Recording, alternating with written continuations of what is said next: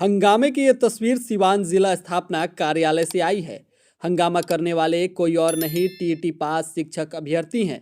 नियोजन रद्द होने से गुस्साए इन अभ्यर्थियों ने डीपीओ कार्यालय में जमकर बवाल किया, जिससे कई घंटों तक वहां अफरा तफरी का माहौल कायम रहा। सिस्टम से परेशान शिक्षक अभ्यर्थियों ने डीपीओ कार्यालय में घुसकर डीपीओ राजेंद्र सिंह पर जानबूझकर उनके नियोजन को रद्द करने का आरोप लगाया। उनका आरोप था कि डीपीओ साहब द्वारा नियोजन के एवज में 16 लाख रुपए की मांग की जा रही है। अगर अभ्यर्थियों के आरोप में थोड़ी भी सच्चाई है तो इस पूरे मामले की निष्पक्ष जांच जिलाधिकारी को करानी चाहिए और संबंधित दोषी अधिकारी पर भी कार्रवाई होनी चाहिए। हंगामे को किसी भी हाल में जायज़ नहीं ठहराया जा सकता, लेकिन इन अभ्यर्थियों के मनोदशा को भी समझने की ज़रूरत है। आखिर अभ्यर्थियों के सब्र का बांध क्यों टूट गया? सालों पढ़ाई करने के बाद अभ्यर्थी वैकेंसी का इंतज़ार करते हैं। थोड़ी बहुत वैकेंसी आती है तो फॉर्म भरते हैं। सब कुछ ठीक रहा तो परीक्षा होती है, कई बार तो सालों तक परीक्षा ही नहीं होती है। इतना सब कुछ झेलने के बाद परीक्षा पास करके ये अभ्यर्थी नियुक्ति के लिए इस तरह से भटक रहे हैं तो किसी को भी इस सिस्टम पर गुस्सा आना लाजमी है। ऐसे नाराज अभ्यर्थियों का गुस्सा आज डीपीओ राजेंद्र सिंह पर फूट गया। एक अभ्यर्थी ने डीपीओ साहब को निकम्मा तक कह दिया। इस दौरान समाचार कवरेज करने गए पत्रकारों के साथ स्थापना के कर्मचारियों द्वारा भी बदसलूकी की गई, जिसके बाद मौके पर पहुंची नगर थाने की पुलिस ने शिक्षक अभ्यर्थियों को किसी तरह शांत कराया। बता दें कि शिक्षक अभ्यर्थियों का कहना था कि डीपीओ साहब की वजह से उनका नियोजन का काउंसलिंग रद्द किया गया है।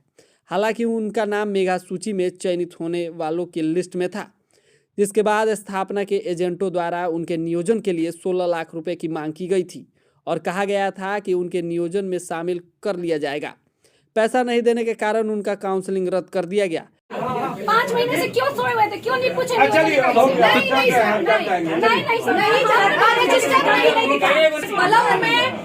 मेरा ये तीसरा कैंसिल होगा इस पद की वजह से और इस आदमी की वजह से। ये मेरा तीसरा कैंसिलेशन होगा।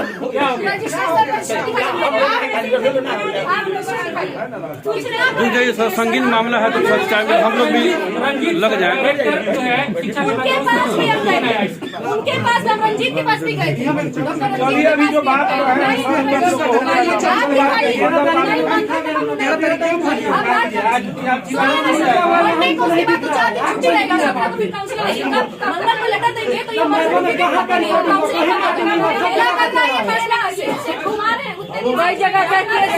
ये सरकार कि यदि नियोजन इकाई द्वारा काउंसिलिंग में अनियमितता बरती गई है तो वो अगले चरण में होगा।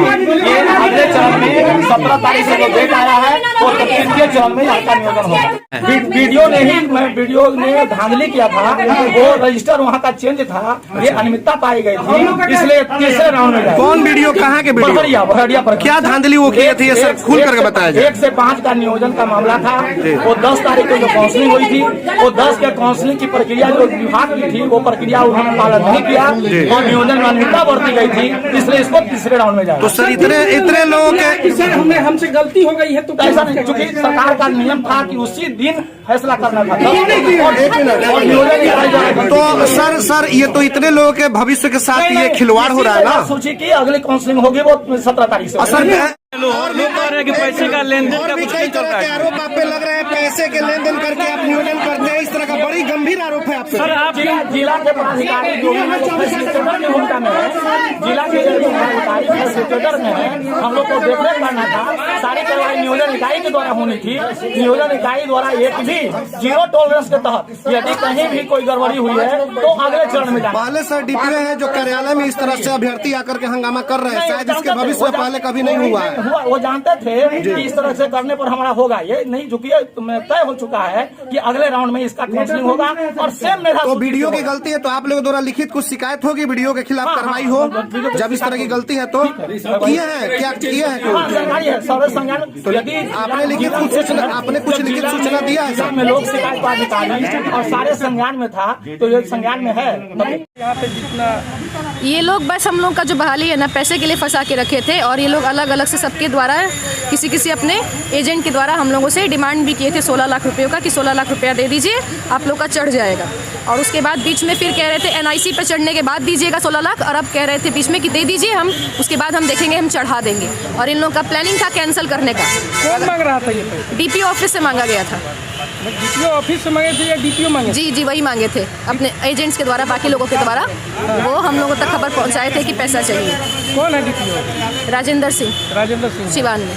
तो अभी क्या आश्वासन आप लोगों को मिला? अभी ये बोल रहे हैं कि मंगलवार को हम सब BDO DO को सबको बुला के एक साथ हमारा निदान किया जाएगा, लेकिन हमें उम्मीद तो नहीं है कि ये जो भी करेंगे, लेकिन उसके बाद अगर ये लोग न्याय नहीं किए तो हम लोग आगे फिर नीतीश कुमार के सर के साथ मिलेंगे और अपनी मीटिंग करेंगे। उनके साथ वीडियो पर भी आरोप लगाया गया था क्या? ये तो कह रहे हैं कि बढ़िया इनका आरोप है, DPO सर का आरोप है कि BDO ने रजिस्टर चेंज किया, लेकिन जहाँ तक हम लोग जानते हैं रजिस्टर चेंज नहीं हुआ है। हम लोग सब कोई वहीं थे, हम सब कोई जेन्युइन कैंडिडेट का ही हुआ है।